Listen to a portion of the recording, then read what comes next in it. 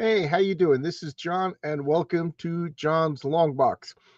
It's Sunday Comics. And what does Sunday Comics mean? Sunday Comics means we could just do the X-Men for a while. So we started with the new X-Men at Giant Size X-Men, and now we are up to 105. Uh, it's picking up steam. The series is getting better and better. The series meaning the X-Men themselves. To me, it started off a little slow. The Krakatoa story wasn't great. It was good. It was fun. It was a giant monster killing mutants. Then it went to Count Nefaria taking over the world, going to threaten the world with nuclear weapons. Then we went to after Count Nefaria, yeah, it was the Sentinels. That was like the first mutant hunting story, and then a bizarre Eric the Red story that's been like weaving through the issues ever since. So, we got that going. So we got really, excuse me, we got one like mutants hate us story in over 12 issues, which is like 2 years because it was bi-monthly. So again, I stand by what I said, that the best X-Men eras wasn't mutants. Yeah, we were being persecuted. But I'm also looking at all the times the X-Men kept saying we want to be treated like everybody else, and then start bullying people. Like last issue, Angus McWhorter. Angus McWhorter's like, I didn't rent my boat to you, my hovercraft to you. And the X-Men are like, oh yeah, well you have to rent this to us. And then 8 seconds later, boom, the hovercraft is destroyed, proving Angus McWhorter correct. And the X-Men basically threatened him. Colossus was like, we're taking the boat. There's nothing you can do about it. But we want to be treated like everybody else. So, the hypocrisy of the X-Men. All right, so let's just check out this great cover. First off, we got Marcus in the chat. How you doing, Marcus? How's everything?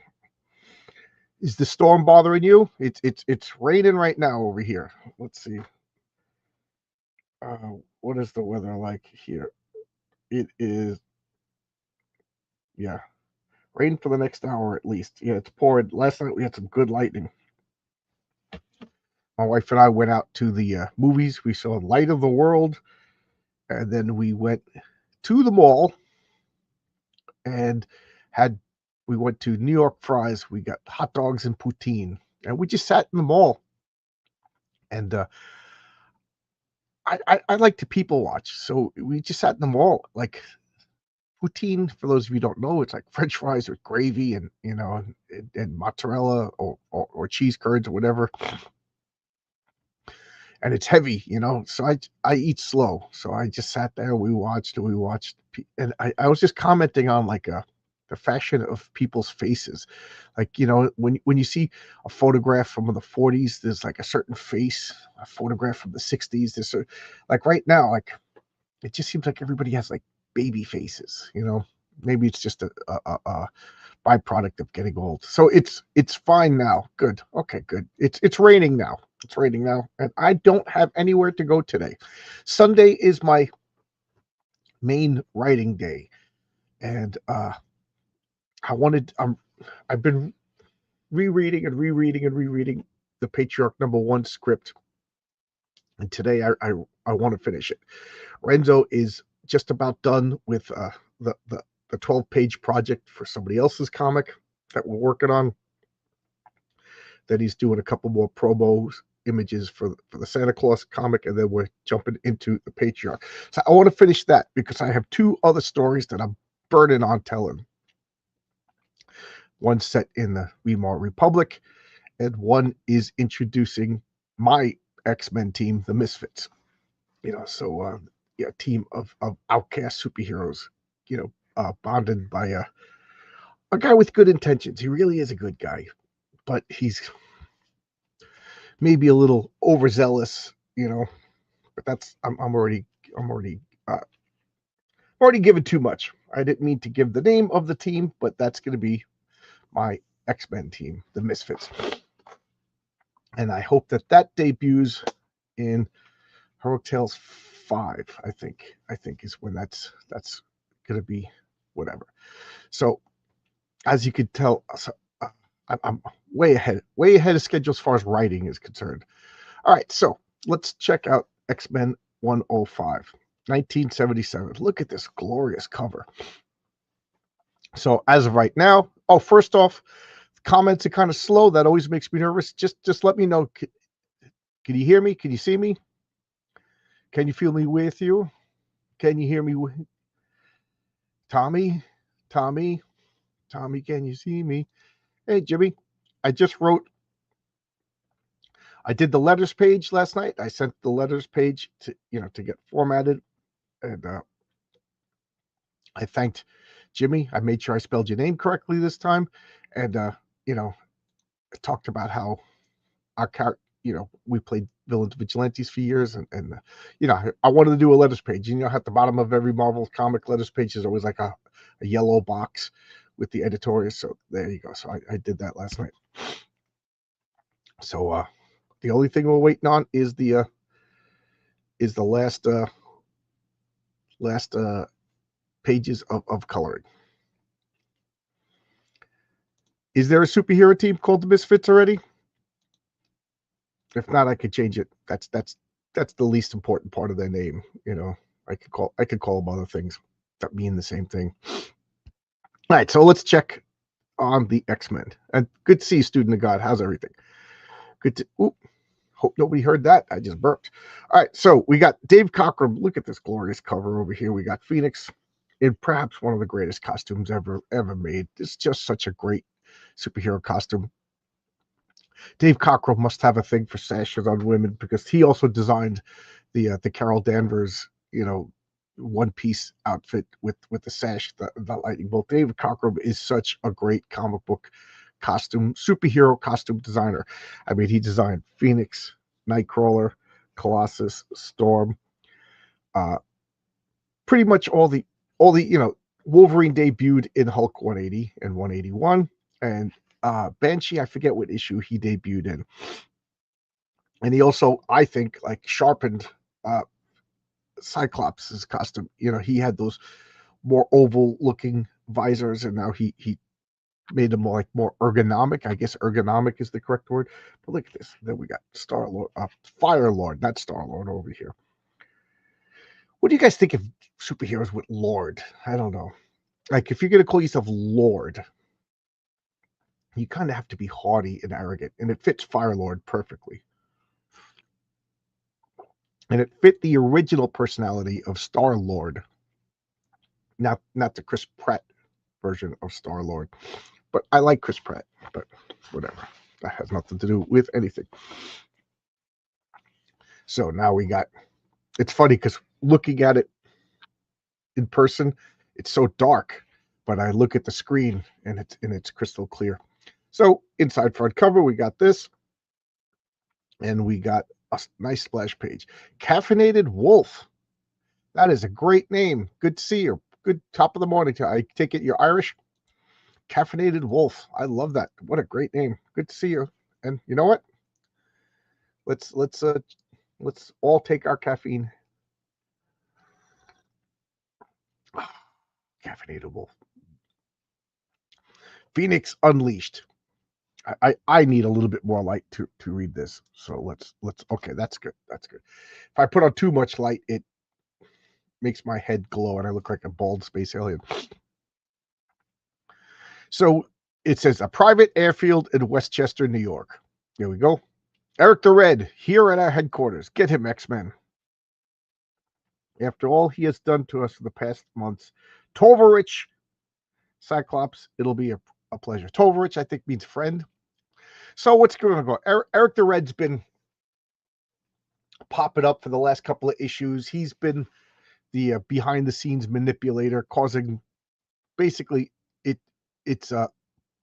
he's basically been causing shenanigans. He's been the plot driver. I've been saying this a lot, that like the issues with Black Tom Cassidy and Juggernaut, and then the issue with Havoc and Polaris fighting. it's the flimsiest of plots. It's the flimsiest of plots. It's just, hey, let's have the old X-Men fight the new X-Men. Hey, let's have them fight Juggernaut, Black Tom Cassidy over. It's the but and then and then Magneto shows up, and it's just Eric the Red. Who is this guy? Now we're about to find out. So now all of these little silly little, in my opinion, the best part of these stories, it's not the plot. It's the characterization, it's the interaction, it's the storytelling. You know, it's all this yeah, the storytelling to me is the most important. The plot, the characters, the art. Like those are like the four things that you need to make a good comic. And one of them could be weak. You know, it's almost like a you know 90 90 90 90. You know, the four angles have to equal up to 360. Is that like as long as you get to 360 degrees, you know, 90-degree corner, 90-degree corner to make it a rectangle. Like as long as you get there, one of the angles could be wrong. You know what I mean, or whatever. I know the analogy is being destroyed, but my point being, you got to have those four things to make a good comic book story. And as long as the other ones are doing the heavy lifting, one of them could be weaker. And I will say the plot, I thought the Sentinel plot was pretty good. But up to now, Giant Size X-Men, good plot, good story, good, you know, everything. That was hitting on all cylinders. Alien monster killing mutants and everything. That was fun. The Count Nefaria, that was the flimsiest. Hey, the supervillain's gonna take the missiles and threaten the world. Literally, that was the plot.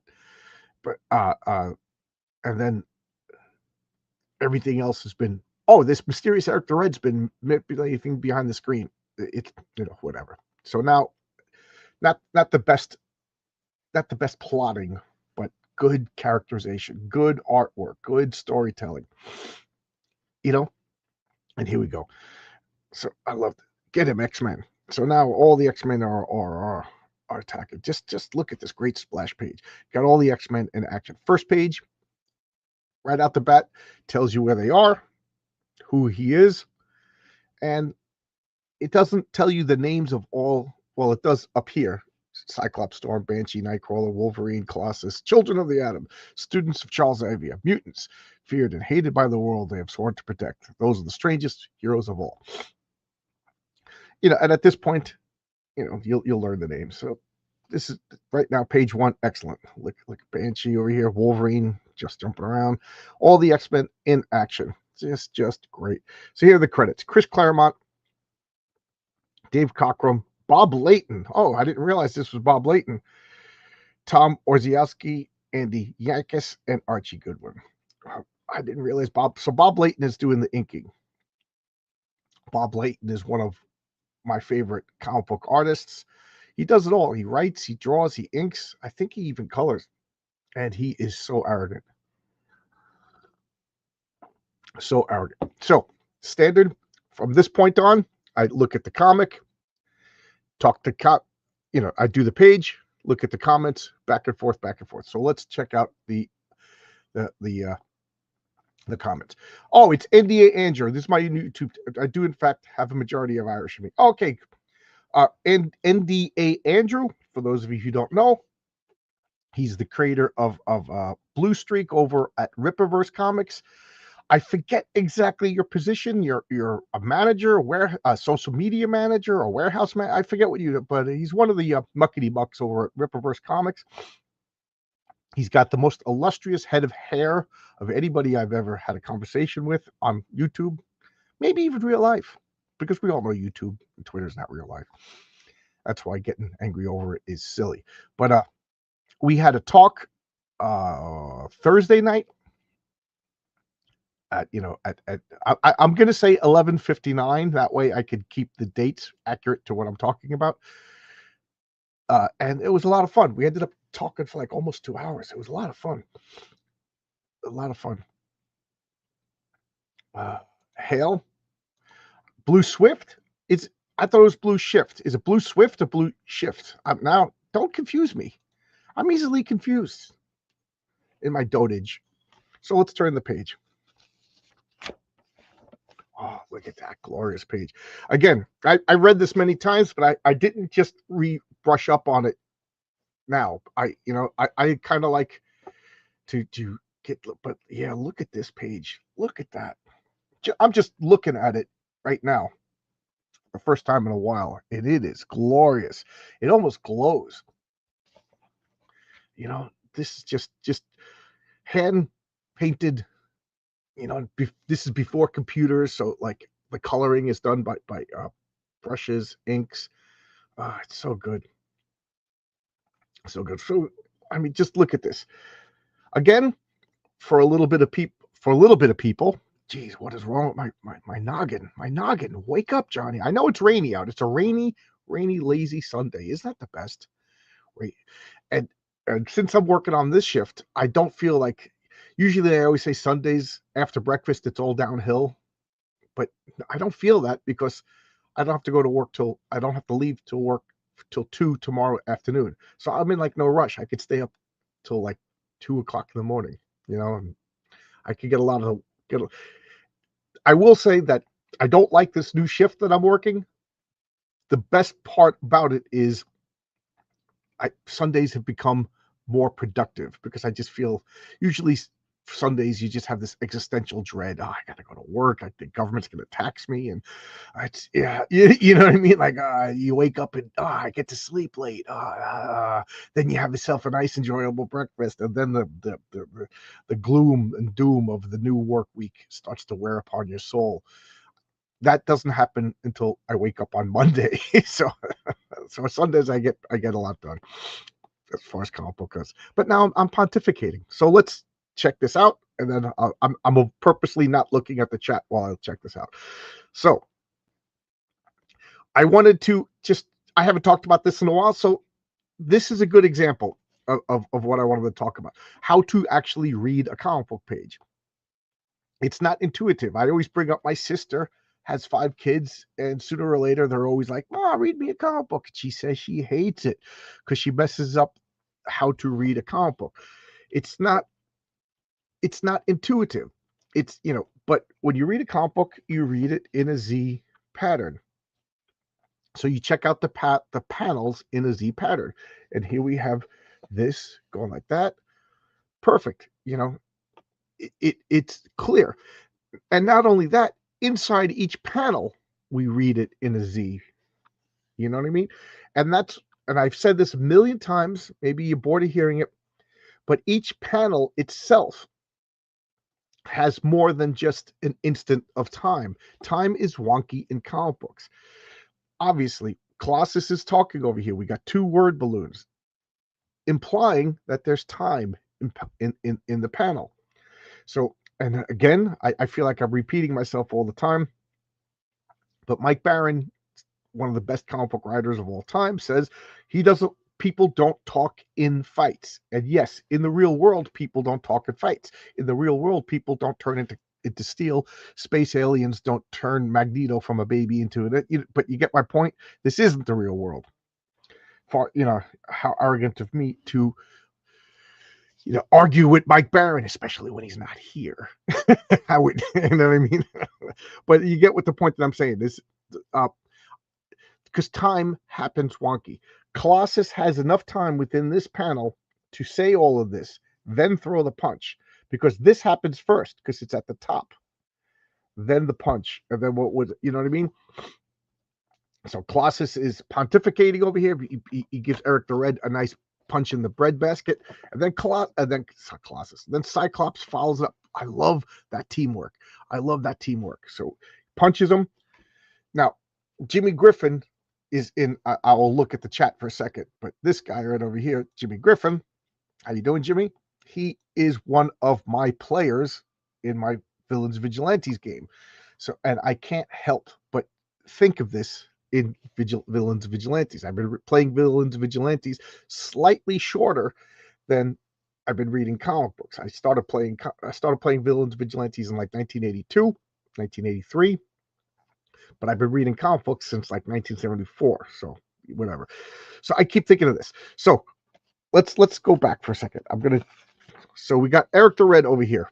He shows up. Ta-da!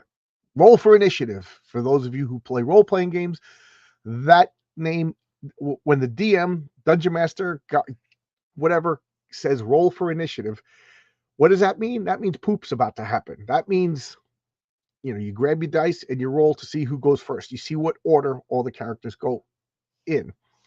So that's what this is. Roll for initiative. Eric the Red is prepared. They're all ready to fight. Apparently, Colossus rolled the highest initiative, hits Eric the Red, and what's he do? He's breaking his stance. Now, in Villains Vigilantes, if you're ready for the attack, you could roll with it. You could put up your defenses. You could do everything like that. But Colossus, either he took Eric the Red by surprise or he just did well on initiative. He knocked over his stance, and then Cyclops followed up on it. Boom. Just took a good, perfect teamwork. It's something I try to get the players to do. And quite frankly, they're disappointing at it. It's tough. It's tough because everybody wants to do their shining move. When you play role-playing games, it's all about me, me, me, me, me. And that's fun. Very tough to actually get teamwork.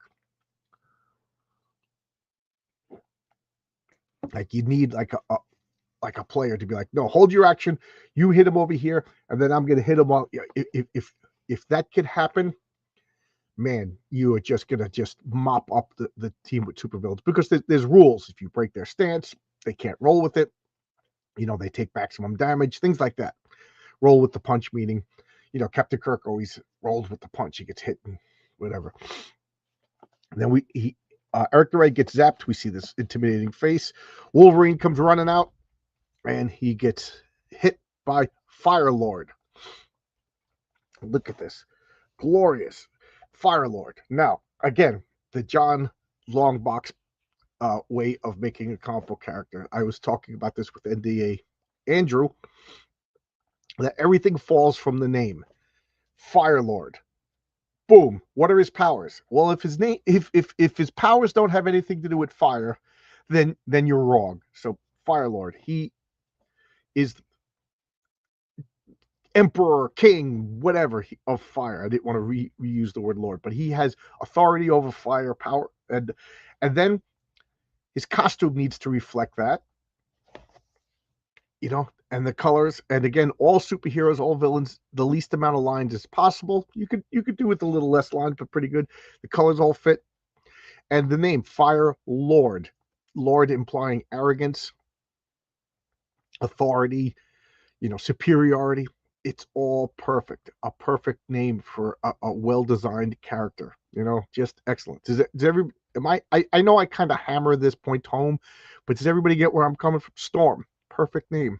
What a great name. Storm. When you say Storm, maybe you don't think of Black Woman, but when you think of Storm, everything falls from the name. Boom. She's got power over storms, weather control. This costume, I never would have thought of that costume. It's so cool, so elegant, and look at a color scheme: black, white, yellow. It's just perfect. Colossus. Look at that big metal guy. All the names in the X-Men, master classes of character design, superhero character design. Different rules for different genres. But look at that. All right, so now I will address the chat. I pontificated enough. Where are we? Caffeinated Wolf. That's a great use of a double page spread real estate. Yes, it is. Double pages look much better in a floppy comic. Yes, they do. Everything looks better in a floppy comic on newsprint, hand painted, so much better. It's because the floppies open all the way and you're not cracking the spine. Good point. I didn't think of that. Absolutely. I guess that's what Fire Lord. What's wrong with my brain? I guess that's what Student of God is thinking about. Yeah. It's funny. All comic book people, I guess when you open up the comic and you hear that cracking noise, it's like, Fire Lord. Firebrand is a great name too, and that's in the All-Star Squadron. Mike got his Twitter account hacked. Who's Mike? Mike Barron? Mike Barron got his Twitter account hacked? Oh, no. Oh, no. Hope you're all having a blessed Sunday. Well, send that blessing over to Mike Barron. Sounds like he needs it. I just saw the word balloon. Fire brand. It's Fire Lord. Fire Lord. Can't read? That's okay. That's okay. We're all over here at John's Long Box. We're all a bit retarded. There you go. Clip that. Fire should be in there somewhere, certainly. Yes, yes. Omnipro, good morning. Fire Lord was so cool. Absolutely, he was so cool. You know, what in their name reflects the attitude of the character? What if they're, Fire Lord definitely affects, the name Lord. You're going to call somebody Lord. Power Lord, Lightning Lord, Strength Lord. They've got to be haughty and arrogant. You know what I mean? You're not going to be the shy, demure little girl calling yourself Lord. That's why in the Legion of Superheroes, lass, they're always give those girls always have diminutive personalities. You know what I mean? Yeah, Baron, man, I didn't know that. Is he okay now, or is it still going on? I'll take the name Flyer, but I'm already extreme. Yeah, you could be a Art Lord. There you go, Mike. Marcus. Art Lord Marcus Kellergrew. There we go. Let's turn the page. Enough pontificating. So we got Slim Jims over here. I don't know why this Joe Weider ad always makes me laugh. I just picture this guy like if you were to you wake it up, you got your coffee, you're like, oh man, what is that noise? And you open up the door and Joe Weider is just in the back room going like this. You'd be like, oh, that's private time, Joe. Lock the door, All right, so let's go back. You mess with Firelord on the peril of your life. He's hitting Colossus. So now just the art is implying stuff like, did Colossus jump in front of the blast? Did Firelord target Colossus and maybe the backwash or whatever also hit Cyclops? Did Colossus jump in the way to save Cyclops? Don't really know. Mean gut. The alien fire staff took out Colossus and Cyclops with just one shot. He's ignoring me, going for the stronger X-Men. I could just distract Firelord, keep him busy until the others have recovered. So I love that. Nightcrawler understands his position. He understands the stakes, and he understands his ability to affect somebody on a power level like Firelord. For those of you who don't know, Firelord is a herald of Galactus. So he's on the level of Silver Surfer. So now Silver Surfer and Firelord, they're both heralds of Galactus, but I don't know why. I always think of Silver Surfer as more powerful, because the Silver Surfer, like the power cosmic, he could do anything, whereas Firelord, I'm sure he still has the power cosmic, but he seems more focused on fire.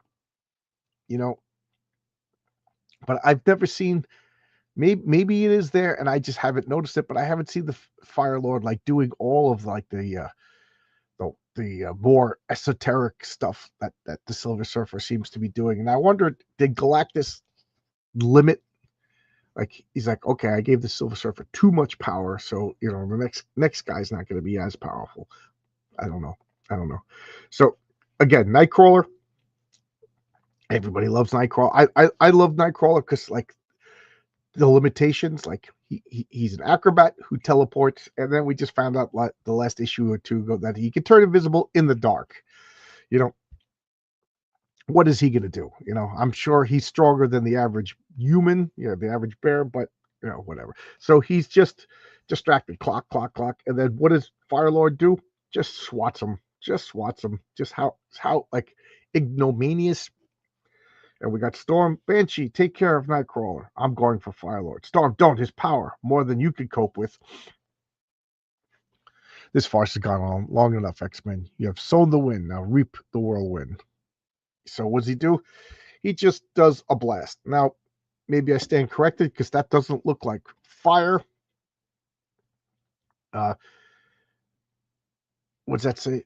They fall unconscious and the battle is over. So all of the X-Men have been defeated. Just why plot? Plot why? You know what I mean? It's just like one blast takes out two, another blast takes out three, because because because Chris Claremont's got other things in mind rather than this comic. This looks a little blurry. I'm going to turn off the camera and restart it. Maybe my hand waving got in the way of everything. So okay, that looks a little better. That looks a little better. All right. So now, Eric, are you all right? I am well, my friend, but you have to treat the X-Men so harshly. They needed to be taught a lesson. I suppose you're right. So that is weird. Eric the Red is a little concerned for the X-Men. Did you have to treat them so hard? What is going on? What is going on? Indeed, they should consider themselves lucky to still be alive. I'm lucky to be alive too. Why do you not? Had you not saved me, Xavier's mutants would have slain me without a second thought. Such a pity. Firelord does not know that I'm lying. That the X-Men would not have killed me. So, deceptions within deceptions within deceptions. Claremont has literally been leading us up to this for a year in the comics. Remember, X-Men were bi-monthly at this point. Marcus, do you know what month, what issue they went monthly? I think it's like around 119 or so. So this is a long time in the coming. And this must have been so cathartic to actually see, again, we got the break in the panels. You see, we got nice square panels, and then we got this wonky panel. The wonky panel usually indicates a break in time or a break in perspective, things like that. So here we got Eric the Red is telling us what's going on. Although I would have slain, I can't even read. It's so dark. Though I would have slain them had I given the chance. How ironic. I thought you were lost when my sensors reported that the X-Men had escaped Magneto. I would have been lost had not Firelord been changed by my command base at the very moment. Bless the gods. What does that say? I'm not. Oh. I would have been lost had Firelord not chanced by my command base at that very moment. I was ready for him in no time. So again, coincidence. I'm a rookie. I admit it. But once you start relying on coincidences to further the plot, it just shows you how weak the plot is. One coincidence, like if that's the point of the plot, that look at this coincidence sets everything going. That's one thing. But if you have this story and you need coincidences, you need to work better.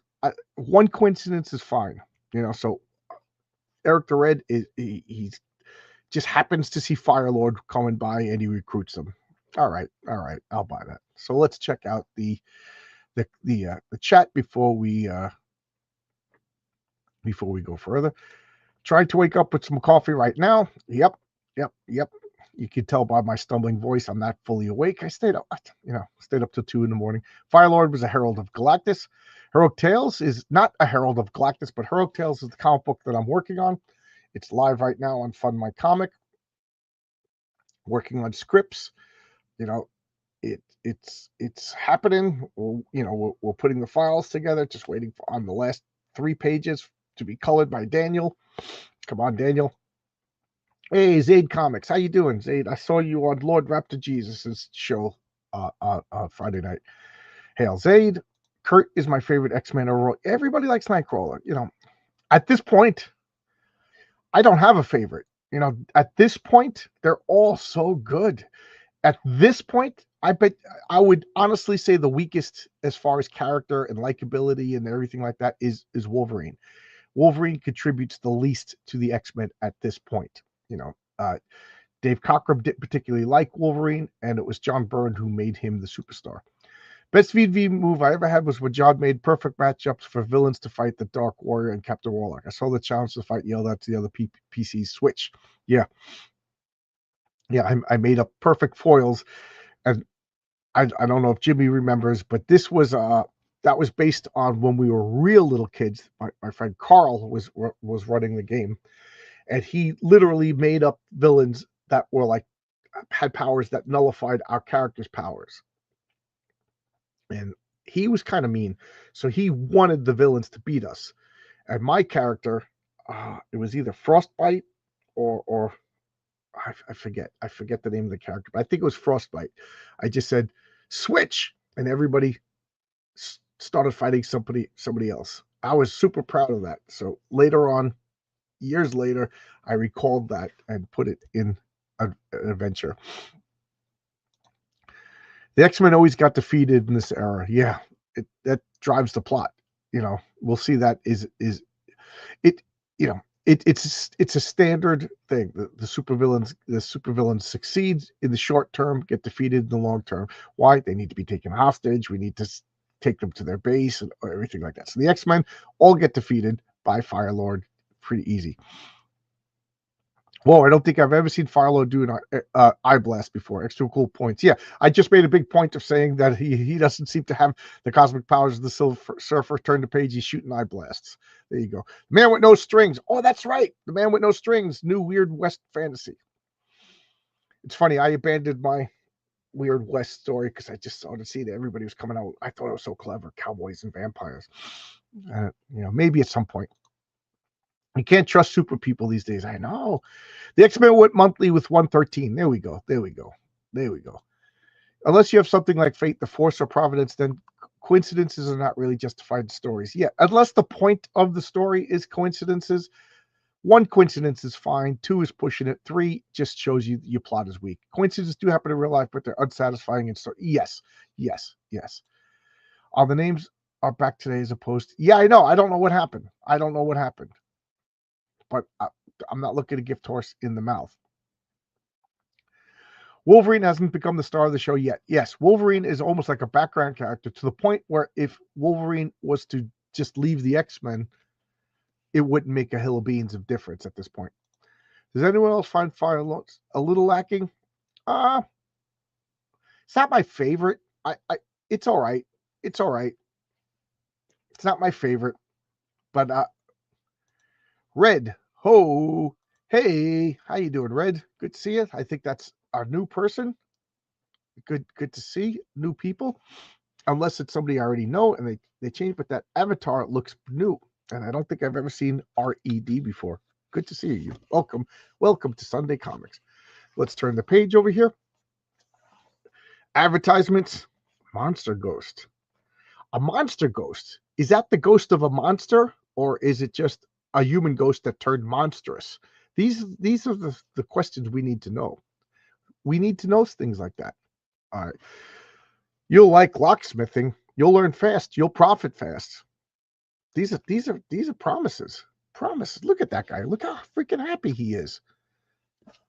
Would that face lie to you? Let's get back to...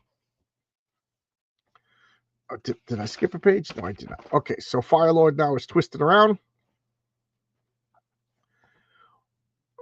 What cared I in my improvised scenario demanded the sacrifice of my mind-thralled pawns. So Eric the Red, he mind-controlled Havoc and Polaris. We knew that already, to attack the other X-Men, and he's using them as thralls. And what does he do? He uses them to distract and attract Firelord and sacrifices them. Great, our ambush was drawn in a witness. So we got Polaris using her magnetic powers, Havoc using his force blasts that are like the equal yet distinctive of Cyclops, and they're fighting. By the Black Nebula, I've come in peace. Yet these humans respond trying to kill me. So of course he fights and defeats them. Who are you?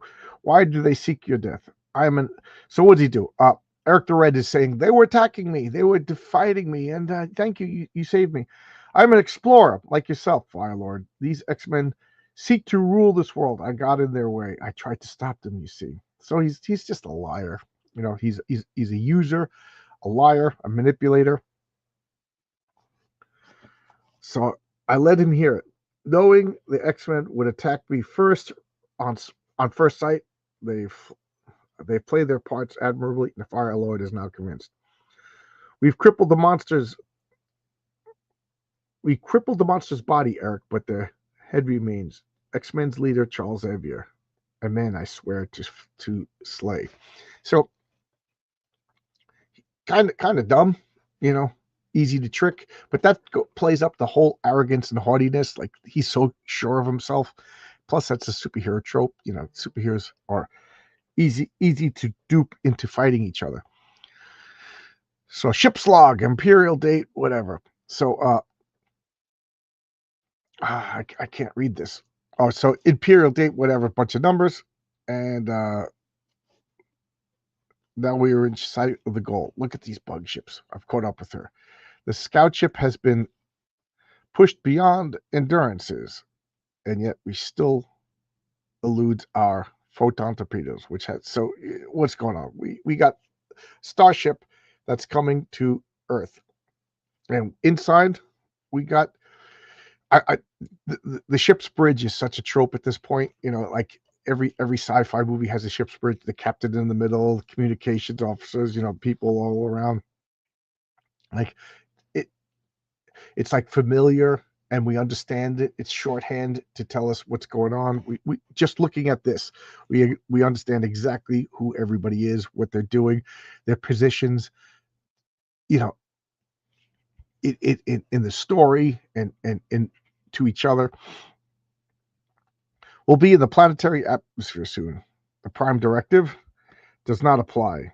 In this case, maintain firing date. So it's purposely evoking Star Trek. We even have the red doors, the yellow alert. They mentioned the Prime Directive. I mean, look at this. They even have like insignias. This is just like Chris Claremont. I'm not even joking. I've said this a million times, but you could tell what he was watching on TV or what book he was reading the week he was writing the script. So he was into Star Trek and then wrote this script. I mean, it's just obvious. Continue computer scan. Our on-planet agents report multiple instances of Kree, Skrull, Badoon, even celestial activity. Nothing for us to worry about. So don't worry about the Prime Directive. This planet has been contaminated so many times. I kind of like that. Like, the Prime Directive applies to pristine worlds that haven't been interfered with. But this world, the Kree, the Skrull, the Badoon, the Celestials, everybody's been here. Prime Directive be damned.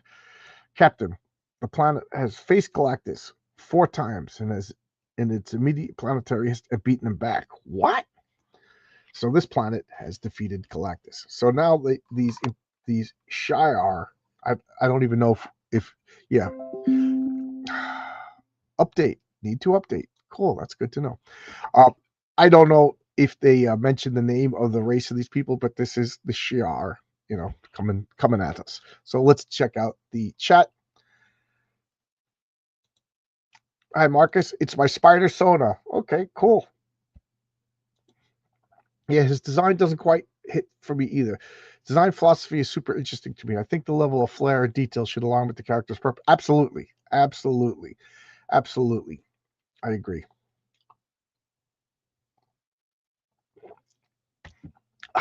Sip of coffee. Old Dirty Fatty says, I know it's silly, but I feel cheated when I see an old comic ad and it's not Countdown Day. Well, then you can order the Memphis King Fighting Society cards. You could sign your name, Blue Suede Brews, the Memphis King Fighting Society, and is hereby entitled to all adulation and admiration of lesser mortals. Signed by King Fu himself, Grand Dojo Sensei. That'll be available on the next campaign. Actually, Heroic Tales #3 campaign. So 2 campaigns away. That's hilarious. They use the actual Star Trek bridge. Yeah. It's probably Claremont's way to tell Marvel he wanted to do a Star Trek comic. I didn't think of that.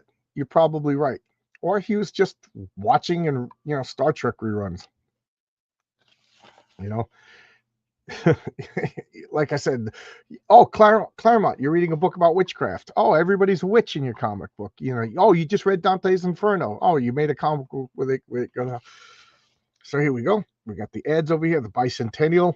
That was so big. I remember that. All of these t-shirts, super free book. Oh, that's one thing my wife and I were noticing yesterday. We went to the mall and we eating hot dogs and poutine and drinking soda right after the movies, and just talking. We sat there for a couple of hours, just people watching and eating slow. And we were commenting on how much Marvel merchandise we saw, like on people. Like people were wearing Marvel attire. The only modern Marvel attire we saw, like everything looked like it was drawn by Sal Buscema, John Romita, Jack Kirby, like on the shirts. That's like the old designs. But we did see a modern, like a Venom, the black shirt with the white spiders, and then we did see a modern like Punisher. But other than that, everything 90%, I would say, of all the Marvel apparel that we saw was old school Marvel. Why Marvel doesn't go where the merchandise is? Like if everybody's buying hot dogs, stop selling hamburgers. You know what I mean? But what do I know? Oh, look at this page. I just got distracted by this page. So what do we got here? We got this bug-shaped ship. I just love these insect-shaped ships. Insect-shaped ships. That's tough to say. Flying around in Earth's orbit. And we got this person literally beaming down. I mean, oh yeah, I know. I got an update. Cool. So this person literally beaming down. And here we are. A certain fifth floor walk-up apartment located in the Greenwich Village. So we're in look at this apartment. I wonder how much Jean Grey pays for rent, and what does she do for a living at this point? How does Jean Grey pay for this apartment? So her roommate is Misty Knight. I just love when all the T's are crossed and the I's are dotted in the Marvel Universe. Misty Knight, is a character that plays in Power Man and Iron Fist. Power Man and Iron Fist, or at least Iron Fist, was written by Chris Claremont, drawn by John Byrne at this point. So they're taking the characters and cross-pollinating Marvel. I love that sense of continuity. I just really like it. So we got Charles Xavier sitting down with Mr. and Mrs. Grey, Jean's parents, and Jean's roommate, Misty Knight, and purple pants. Everybody wears purple pants in comic books. And I like this. Smoking a pipe, mom is just what's going on, and I like what Jean Grey's father says. He goes, I always thought your school was too insular. You guys keep to yourself too much. Jean, oh my goodness, it looks like that Star Trek teleporter effect. That's just crazy, Misty, but no, it's impossible, yet it's happening, and everyone can see it. Oh no. So remember, Xavier's been seeing visions of a woman, and it's been messing with him. Am I going crazy? I'm telepathic. Am I touching something? Mentally, something mentally touching my brain? What is going on? It started filling him a little bit with doubts. So, and this just makes me laugh. Let's blatantly acknowledge what we're ripping off, and that makes it okay. Like that's such a comic book trope. You know what I mean? Like, oh look, this guy's flying like Superman. If you just acknowledge it, it's okay. Like acknowledge Star Trek, and then we could at least allay the criticism. You're ripping off Star Trek. Yeah, I know. You know what I mean? It takes down the plagiarism a notch. So here we go. It's coming face to face with the figure from my nightmares. So he takes off the helmet, and ta-da! It's sexy space alien chick. Because what good is space alien chicks if they're not sexy? Leandra. So she Takes off the helmet, shock. Why is she fainting? Why is she fainting? Perfect use of the page break, sets up a little bit of drama. That's how you do comic books. This panel right here, that's a good place to have something shocking.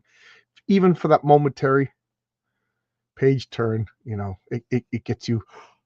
So, but for us, it's gonna be suspense for long because I need to check out the comments. Yeah, his design doesn't quite hit for me either. Design philosophy. Oh, we saw that already. Oh, Contante, we were so. It's hilarious that they used the bridge. Okay, I thought I had more comments than this. It's probably Claremont's. Wait, oh, there we go. Okay, so I'm wearing a Jim Starlin Iron Ma'am. It's ma'am. It's ma'am. You don't call Iron Man Iron Ma'am. He wants to be called Iron Man, Marcus. Bigot. So let's turn the page. Jean, quickly, we must help her. Way ahead of you, Professor. I'll give her a hand with her suit, Misty. So just imagine you, Jean Grey's parents. You're just like, yeah, I'm checking out my daughter's new apartment. Space alien just showed up. And then take off her outfit. She's got this sexy one piece, nice go-go boots. Jean, what's going on in this school of yours? Look out the wall. Boom. Firelord. Help. Hear me, humans. I am Firelord. As if that's not bad enough. Like the parents are just over checking out the apartment. Sexy space dominatrix just beams in out of nowhere. And now Firelord, Herald of Galactus, just blows up the apartment. Where are they? Did they leave? Where are the parents? Boom. Hear me, humans. I am Firelord. I have come for Princess Leandra and the man called Charles Xavier. Resist me at your peril. Buster, if you think... Get my folks to safety, Misty. I'll handle this. So I like that. They're addressing the fact that there's civilians here. Misty, now, does she have the robotic arm at this point? I'm not 100% sure, but Misty has a robotic arm. She's also like a private detective. She ain't gonna take no guff, but ultimately she's a human. So we got Xavier, powerful telepath. We got Jean Grey, powerful telepath, telekinetic. And then 3 civilians. Now, granted, one of the civilians is a skilled adventurer, we'll say, for lack of a better term, but this is Star-Lord, Herald of Galactus. Let's get them the F out of Dodge. For now, Star-Lord, you just made the biggest mistake of your life, and I like this. She's starting to look a little inhuman over here because I am Phoenix, and I want you to get out of my house. Look at that. Is there any wonder John Byrne followed up? I mean, I started collecting the X-Men during John Byrne, Terry Austin. So I always thought Dave Cockrum was the copy, but when I see this first, who copied who? Is it a house style at Marvel? I'm starting to wonder. Maybe Marcus, you could back me up with some facts. Was Marvel purposely like getting a house style that resembled Neil Adams? Because this is all Neil Adams influenced artwork. It's so cool. So here we go. She get out of my house. Well, I don't think you're gonna be living here too much longer. The landlord ain't gonna rent to you. You're gonna get evicted there, lady. So here we got 2 powerful fire based. I know Phoenix isn't really fire. They make up for mythological Phoenix. What do we know about the mythological Phoenix? First off, it's purple. Phoenix is from Phoenicia, and Phoenicia is named for the color purple because it was a dye from Phoenicia that was expensive, and it was a purple dye. So the Phoenix is supposed to be a purple female bird. X is a female suffix.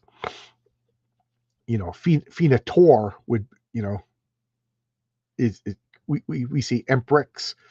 We don't but we don't. But there is no word for a male phoenix. So Phoenix is a female thing. So that's perfect. Phoenix. And what does the Phoenix do? It's purple. It's a firebird, and then it consumes itself, and then it rises from its ashes. Consumes itself, rises from its ashes. Now she's green, but she's a female, and they give her the fire aspect to her telekinesis. They make the special effects look like fire. So they kind of take a cool name and then shoehorn it in, but they make it work. Which is, I mean, you name your character after a mythological creature that is known for two things: fire and resurrection. And then you make the Phoenix Force later when it's time to bring her back. You didn't need the Phoenix Force. You had it built into the character design. Just drives me nuts. So right over here, we got these two fire heroes fighting. I just love that. So here she's blasting him, and we're seeing kind of for the first time, maybe not exactly for the first time, just how powerful Phoenix is. Of course, this is the ground zero for the girl boss in Marvel Comics is Phoenix. But then, there was a consequence for being this powerful. We all know what happens in 137. So boom, she's smashed into Washington Square Park. That ought to teach those hippies and pot smokers layabouts.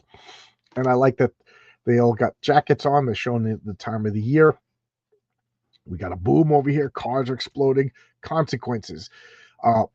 Is Phoenix getting a little casual with collateral damage? Or is she's starting to look a little inhuman? Is she already showing the seeds of turning into Dark Phoenix, and Jason Wyngarde just accelerated it? That's what I would believe. That's my belief until they did the Phoenix Force. Like, to me, if I had a time machine, I would have never have had the Phoenix Force. I would have had that. It's all part of Jean Grey's natural progression as a Phoenix. She starts out flames. The flames get hotter. The flames get too hot. The flames get out of control. It consumes her, and then she rises again.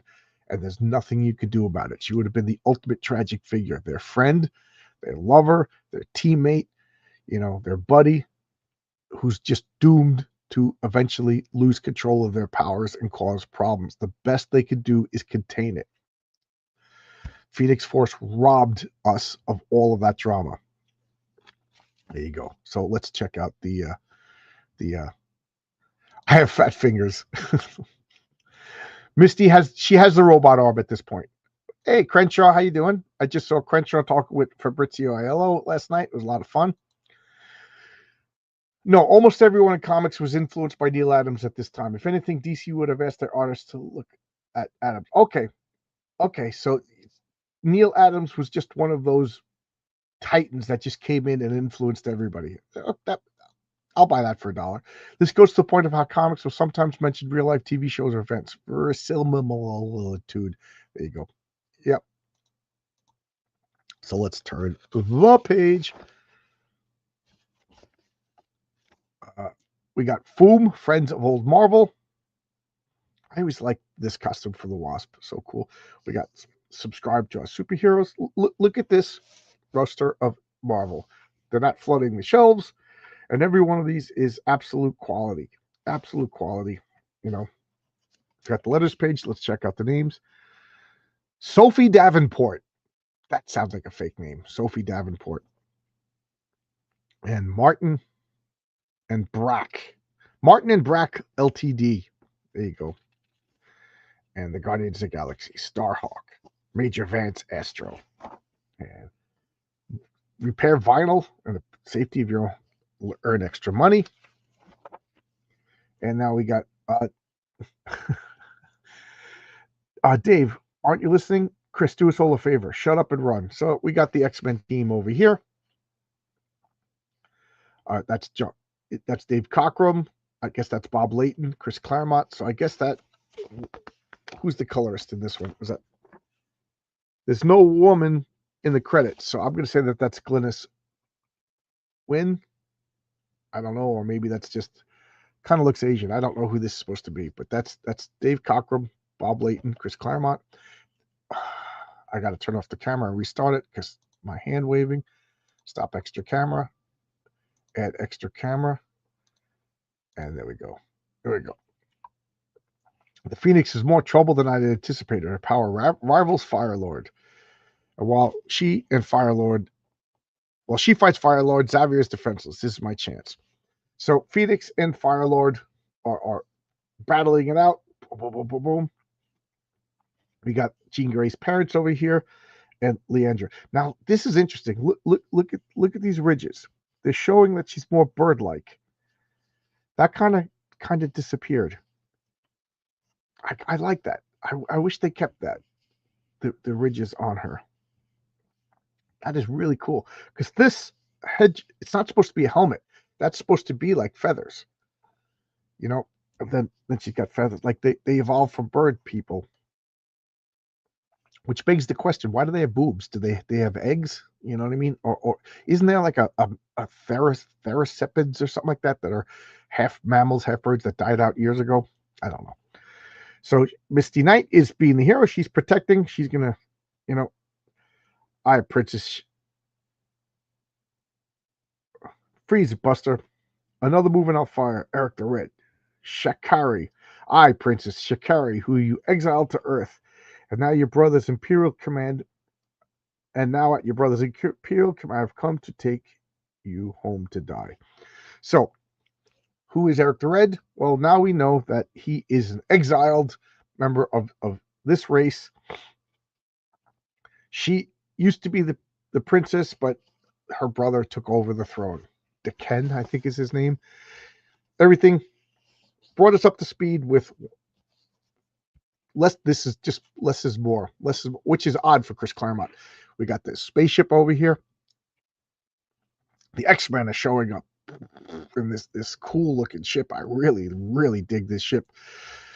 You pitiful barbarians, don't you realize you're too late? So he's Eric the Red is firing at the ship. The X-Men, Wolverine is just looking goofy. And look at this drawing of Cyclops over here.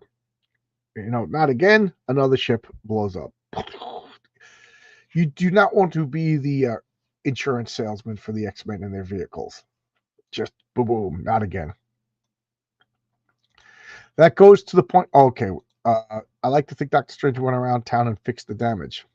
Well, that's what damage control is. I love the concept of damage control. Great idea, poor execution.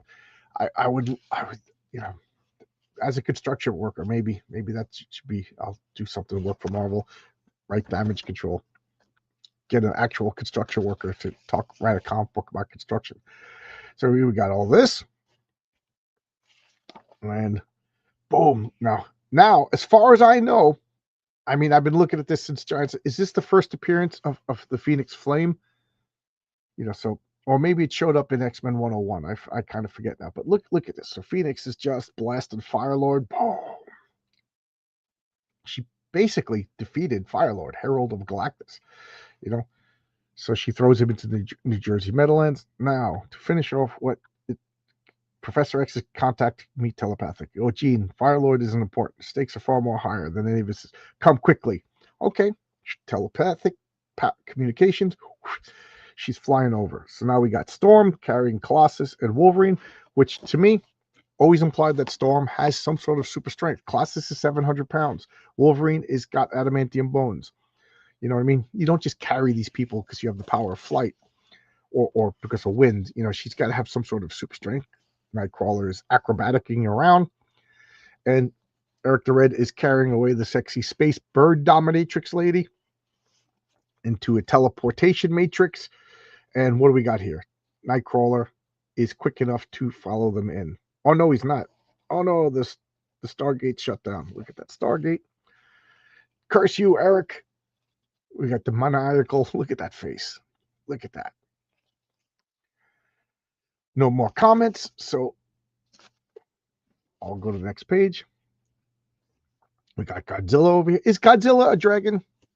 What do you guys think? Is Godzilla a dragon or is he a mutated dinosaur? I'd say dragon. Fire breath, So we got a parrot. As you hit these guys, they replicate, so you give them cupcakes. Cupcakes are perfectly acceptable. Hostess cupcakes, Hostess Twinkies, ring dings, anything but those blasted fruit pies. Nobody likes fruit pies, or except Brian Bow. But then he's a monster himself. He's got radioactive blood. What's the costume? What's the meaning? Mom, Dad, there's no time to explain. Are you blind, Jean? You got plenty of time for now because Eric's taken Leandra and shut off the Stargate.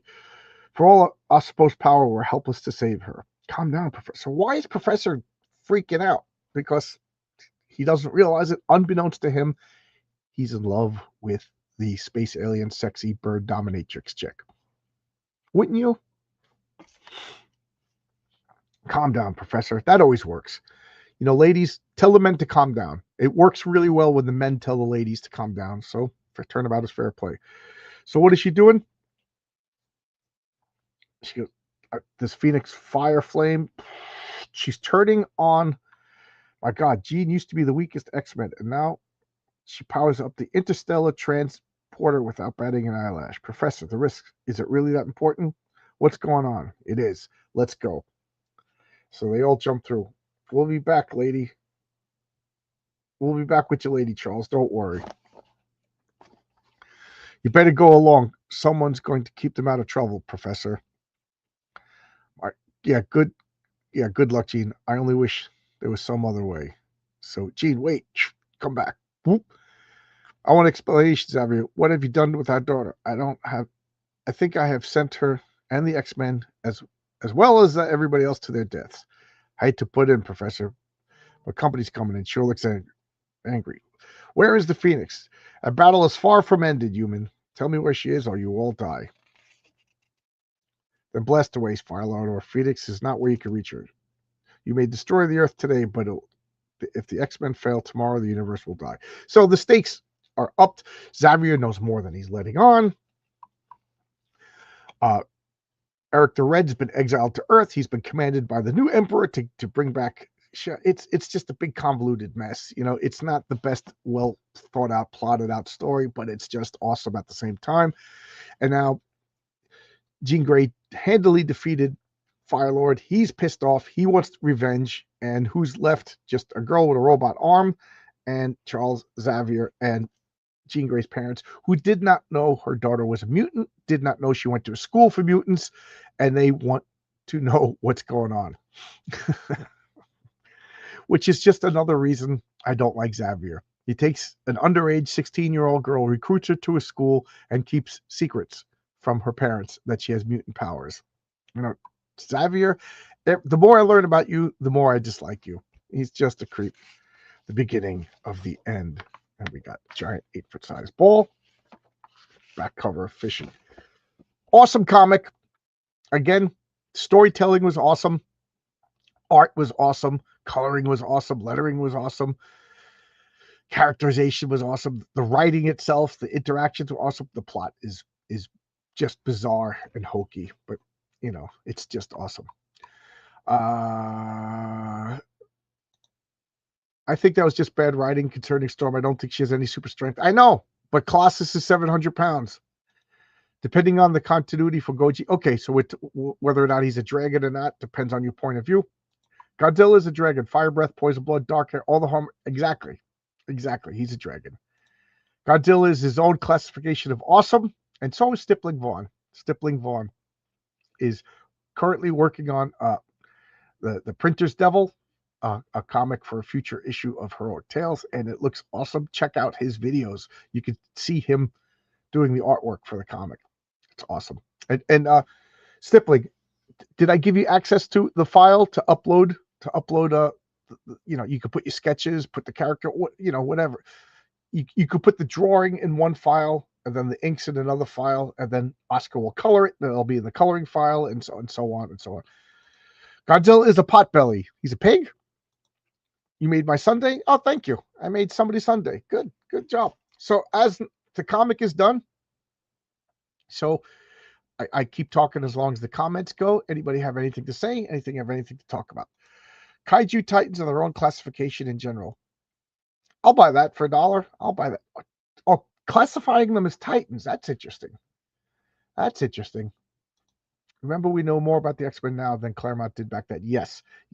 I can't help but talk about this comic with the knowledge that I know. You know, back then, this was all being revealed. Look at the coloring on this. That looks so good. Look at that. That is awesome. pre-computer. It's really good. Right. So we know more about. So yes, I have the file. I haven't used it yet. Okay, just want to make sure that you had access to it. I got to meet Stippling Vaughn at the cigar party. It was awesome. Got to meet him, his lovely lady. I met Vaughn, Zachary. Well, I already met Vaughn, Coleman, Zachary Morris, and who else did I and we all, it was great. We all, shared a drink, chit-chatted. It was fun. So Vaughn, you're in Pennsylvania, right? Maybe, not inconceivably far away. We should meet up one day. But anyway, there we go. So tomorrow night at 11:59, I will have a Telepathic Bunny Cooper over, and we're going to talk a little bit of Old Testament. We'll talk about King Solomon, probably my favorite Old Testament character, until I remember somebody else I like better. We'll do that. And Billy Tucci, we have a talk. We didn't nail down a day yet. It's his wedding anniversary this week, so we'll nail down a day. But other than that, I don't have much planned for the week. So I'm looking at my schedule. Oh, Wednesday, I rescheduled Phoenix Press, Nick, because the internet was so bad last week. I rescheduled. So got Telepathic Bunny Monday night, 11:59, noon or 1 p.m. on Wednesday, Phoenix, and that's all I have scheduled. But and then Friday at probably 11:59, we'll do Madman versus Badger for It's Clobbering Time. So there we go. We got a bunch of comments. Central PA, cool. Hopefully, I'll be able to make it out that way soon for a meetup. Oh, cool. That would be awesome. I put off church until I watch Sunday Comics. Don't tell God. Gotta go. I think God knows. Did a classic sketch, and cool. You did a classic sketch inside Vaughn Coleman. Was he sleeping? Did it hurt? Oh, I love me some Proverbs. There you go. I saw Cooper yesterday. Oh, cool. That's great. You met him? Oh, you guys live close together? I did a classic sketch for Vaughn Coleman at HeroesCon. Oh, okay. Well, I can smell breakfast, and I'm real hungry. I don't know if you can hear my stomach growling, so I'm going to get going. Thanks a lot, everybody. Check out Heroic Tales. A lot is happening. All right? So, see ya.